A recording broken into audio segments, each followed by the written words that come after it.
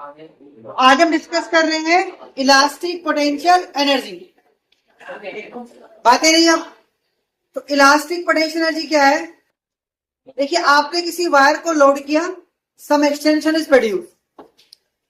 तो जो एक्सटेंशन आपका प्रोड्यूस हुआ, उस एक्सटेंशन को प्रोड्यूस करने में some amount of work is done, यानी कुछ ना कुछ वर्क आपका हुआ होगा, और वही वर्क आपका इलास्टिक पोटेंशियल एनर्जी में कंजर्व होता है।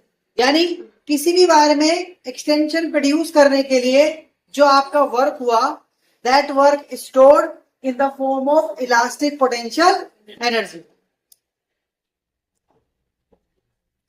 तो आपके पास वाई की वैल्यू क्या होती है? Modulus f upon a divide upon delta upon N.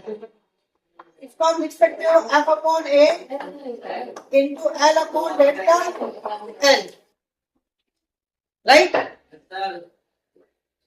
यहां पर मैं डेल्टा एल को स्मॉल एल एन करता हूं, तो वाई की वैल्यू क्या आ गई? F upon a l upon small L, और फोर्स की वैल्यू यहां से क्या आ गई?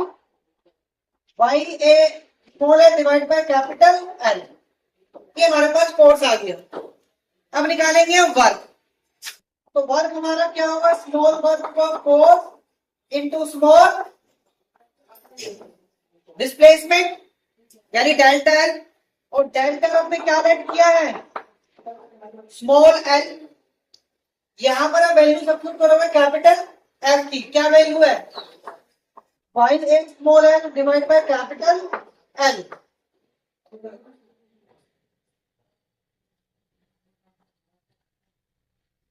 Work equal to F into delta और डीएल। तो Y A L divide by capital L into DL, यानी यहां पे वर्क निकाल लो फॉर सर्टेन एक्सटेंशन, और वो क्या लिया मैंने? डीएल।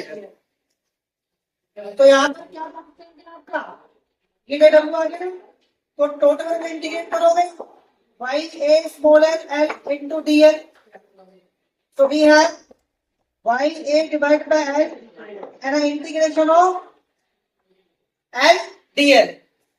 तो यहां पर इंटीग्रेट करना है किसको? एल को। तो एल का इंटीग्रेशन क्या हो जाएगा?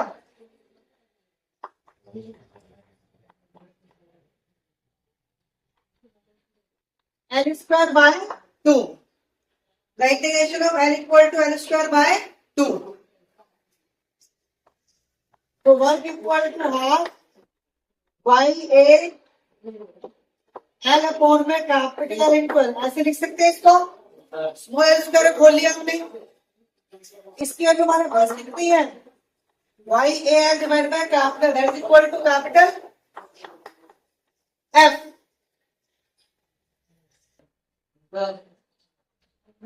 अब यहां पे पुट कर दो आप स्मॉल एल की वैल्यू। स्मॉल एल क्या करते हैं?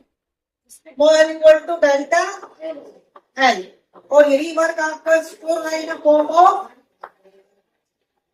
Elastic potential energy. तो that is equal to half f into delta l. अब यहां आपको क्या करना है? राइट हैंड साइड को आप डिवाइड और मल्टीप्लाई करोगे वॉल्यूम से। वॉल्यूम क्या होता है? Area into length, right. Area into length हो गया वॉल्यूम। यहां भी वॉल्यूम लिख लो, F upon A, force upon में area, that is equal to stress. Delta L upon में L, that is equal to strain upon the longitudinal strain. So we can write energy equal to half plus strain into volume. So this would be the value of electrostatic potential energy. Half stress into strain into volume. अब इसी में further हम classified करते हैं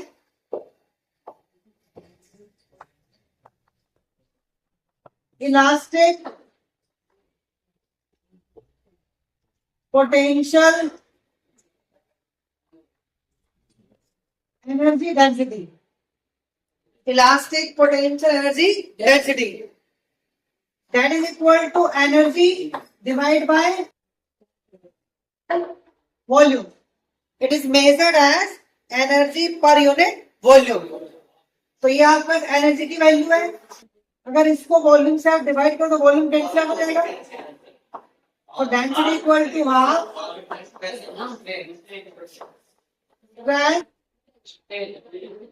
into speed. Volume is cancel out. So we have calculated the value of